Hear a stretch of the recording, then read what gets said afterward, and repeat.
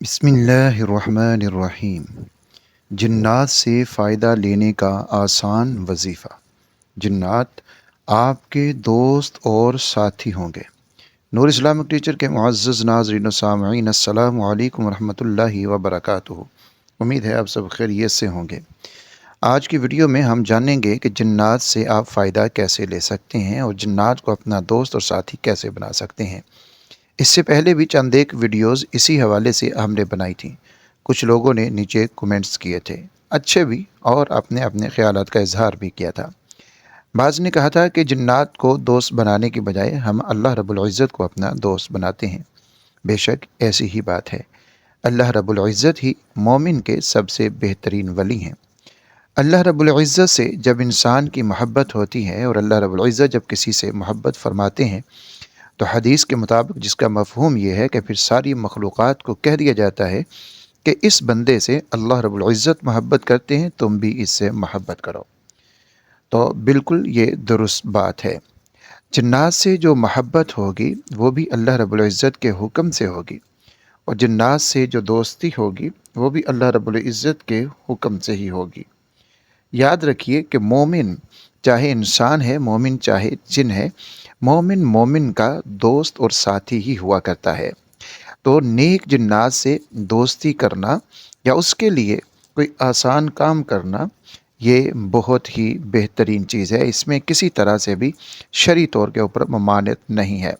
शरई तौर के ऊपर जिसकी ममानियत है वो है जिन्नात को काबू करना। याद रखिए कि जिन्नात को कभी भी काबू करने के लिए कोई भी अमल मत करें। बहुत सारे लोग ऐसे हैं जो जिन्नात को काबू करने के लिए मुख्तलिफ अमल करते हैं, मुख्तलिफ़ किस्म के मंतर जंतर पढ़ते हैं। कोई नहरों में, कोई सहराओं में, कोई समुंदर के किनारे पे मुख्तलिफ़ आमाल करते हैं। ये शरई तौर के ऊपर बिल्कुल नाजायज़ और हराम है।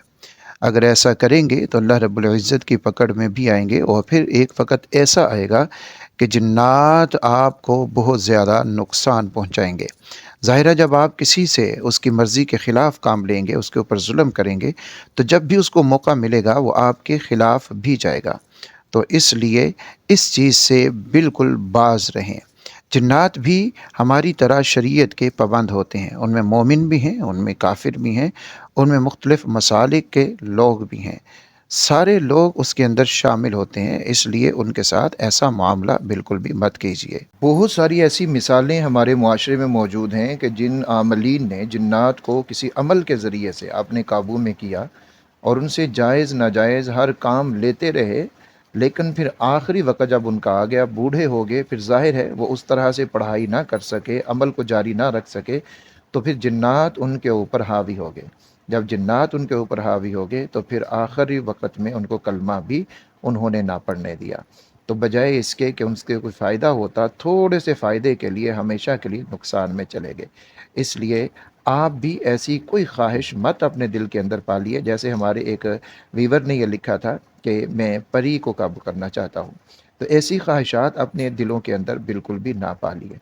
और दूसरा ये कि जिन्नात भी हमारी तरह शरीयत के पाबंद हैं, तो हमारी शरीयत के अंदर भी ये जायज़ नहीं है कि हम किसी को अपने ज़ुल्मन काबू के अंदर लेकर आएँ या उससे कोई गलत काम हम ज़ुल्म के साथ करवाएँ। ये बिल्कुल भी जायज़ और दुरुस्त नहीं है। अगर जिन्नात आपके दोस्त बन जाते हैं, आपसे मोहब्बत करने लग जाते हैं, तो फिर आपके वो बहुत ज़्यादा फ़ायदे में हो सकते हैं, जैसे एक आम इंसान दूसरे इंसान को फ़ायदा पहुँचाता है। इसी तरह जिन्नात भी इंसान को फ़ायदा पहुँचाते हैं। इसका एक सबसे बड़ा फ़ायदा ये होता है कि इंसान ज़ुल्म से बच जाता है और उख़रवी नुकसान से बच जाता है, हराम से बच जाता है। जब आप जिन्नात को अपने काबू में करके उनसे वो फ़ायदा लेना चाहते हैं, तो फिर वो जिन्नात हलाल हराम की तमीज़ किए बगैर आपको फ़ायदा पहुँचाने की कोशिश करते हैं। लेकिन जब जिन्नात नेक जिन्नात आपके दोस्त बनेंगे, तो फिर वो हलाल हराम की पहचान करेंगे और आपको फ़ायदा वही पहुँचाएँगे जो शरई तौर के ऊपर भी दुरुस्त और ठीक होगा।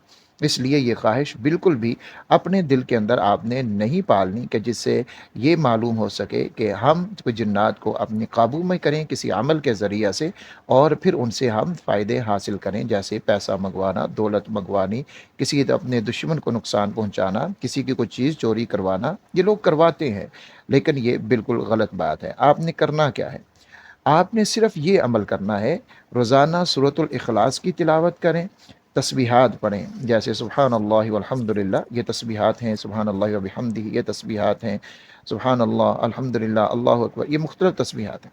तो ये तस्बीहात आप रोज़ाना करें, सूरह इखलास आप रोज़ाना पढ़ें, कसरत के साथ पढ़ें, और फिर उसका सवाब आप ज़िंदा और मरहूम जिन्नात को भेज दें, हदिया कर दें कि मैंने या अल्लाह जो कुछ पढ़ा है इसका सवाब मैं नेक जिन्नात जो ज़िंदा हैं उनको भी, और नेक जिन्नात जो इंतकाल कर चुके हैं मैं उनको भी हदिया करता हूँ।